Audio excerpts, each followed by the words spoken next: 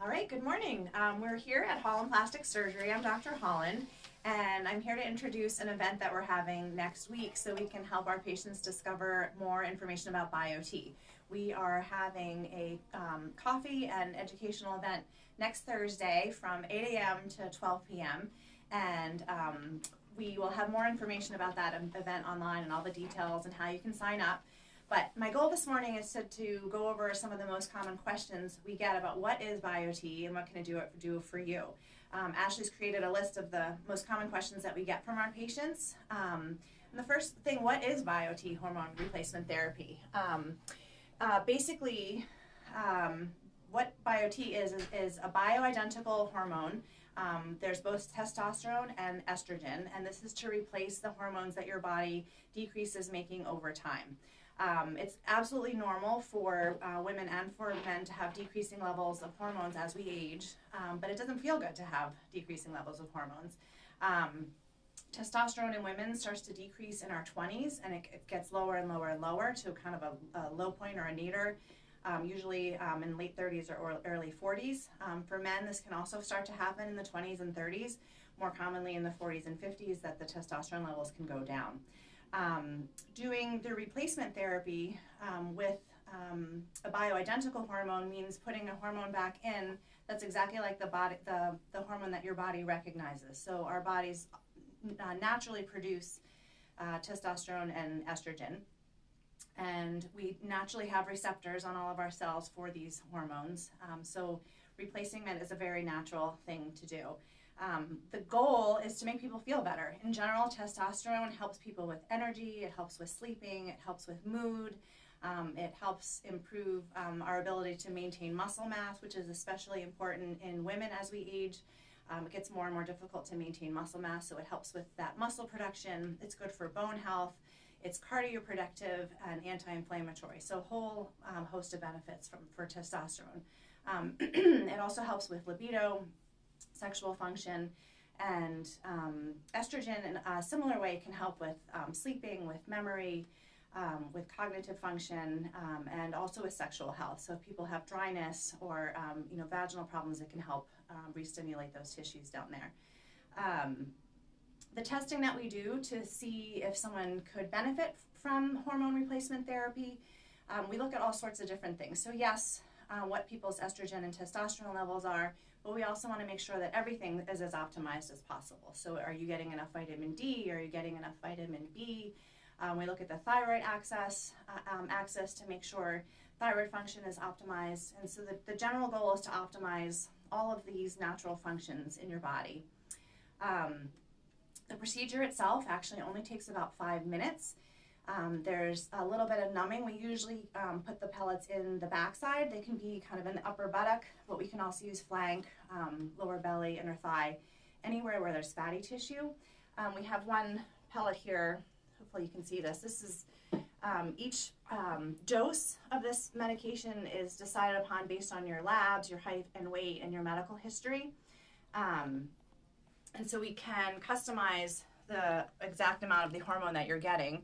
This is a testosterone pellet, which would be a typical dose for a female patient. So that's how big it is. It's a compressed protein, so it's the little powder of the protein compressed into this pellet. And when this pellet is in your fatty tissue, you absorb it based on circulation. So your blood flows past this pellet, you absorb the testosterone, and it gets delivered to your cells. People that are very physically active absorb that hormone at a higher rate because their cardiac output is higher. People who are more sedentary use it at a lower rate. So definitely we recommend people who are considering pellets to be as physically active as possible. Even just walking 10 to 15 minutes every day will help with your absorption, will help with the function of the hormones. After the hormones are placed into the soft tissue, there's some minor limitation in activity. We suggest that you don't run or bike or do anything high impact for the first 48 hours. No squats or lunges if they're in your backside.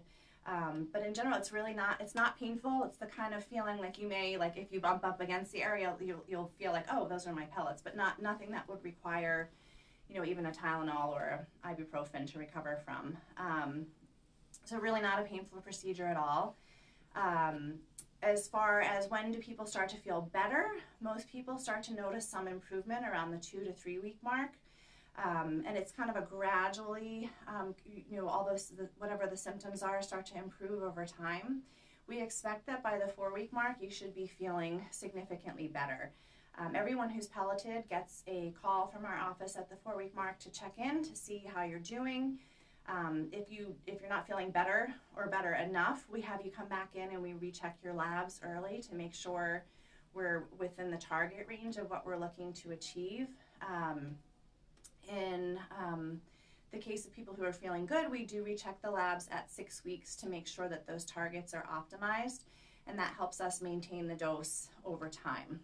For most people, most women, the pellets last between 3 to 4 months. I can tell you in our office, 4 of us get pellets regularly, and two of the 4, it's like exactly to the 3-month mark.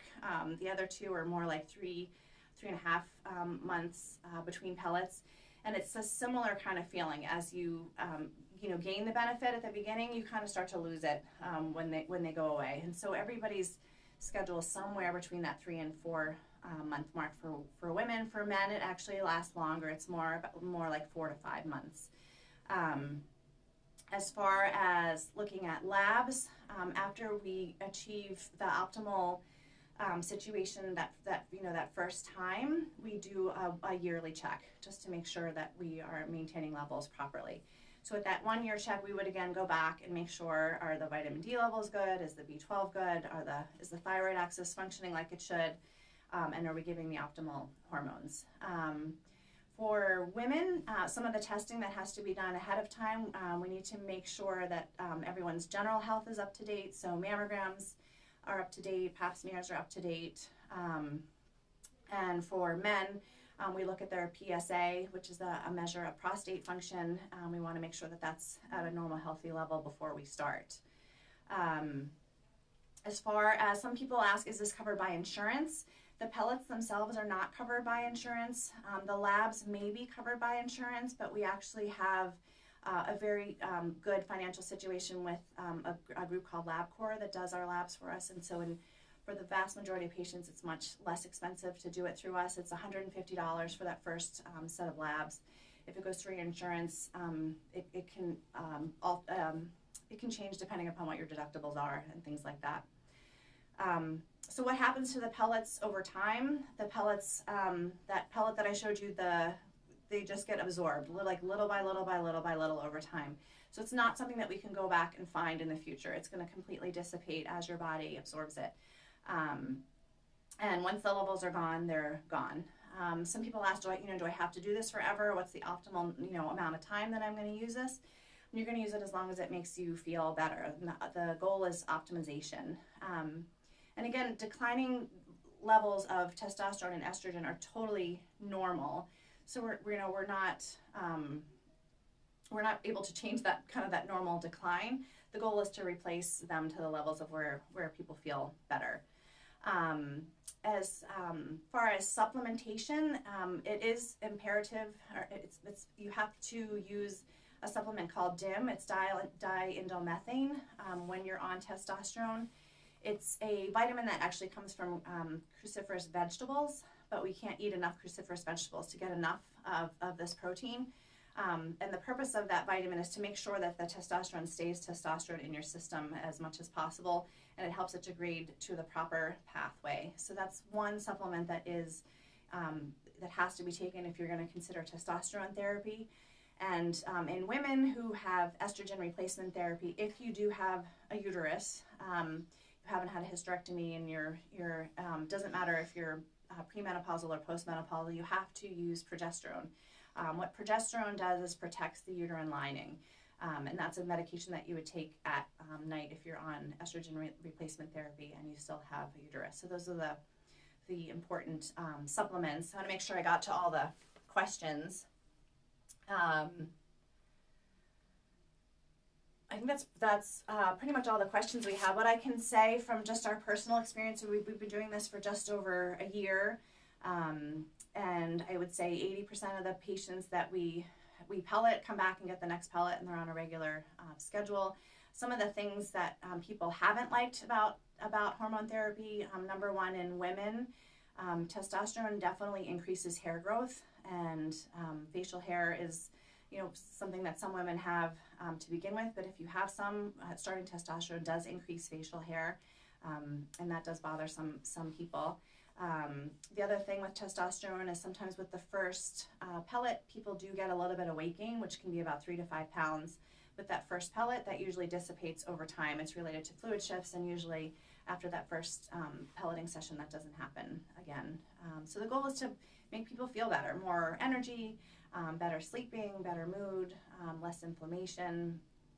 There's good data that it improves the whole insulin axis. So if people have, pre-diabetes or diabetes, it can help regulate that, and a lot of good positive benefits. So it's a great adjunct to just a long-term health and wellness maintenance plan. And we invite you in next Thursday, March 12th, from 8 a.m. to 12 p.m. right here in our office, and we'll be there to answer questions all day long. We'll be able to draw labs if that's of interest, and Ashley will post all the specific details of what we'll be offering that day. So thanks for joining us, and we hope to see you next week.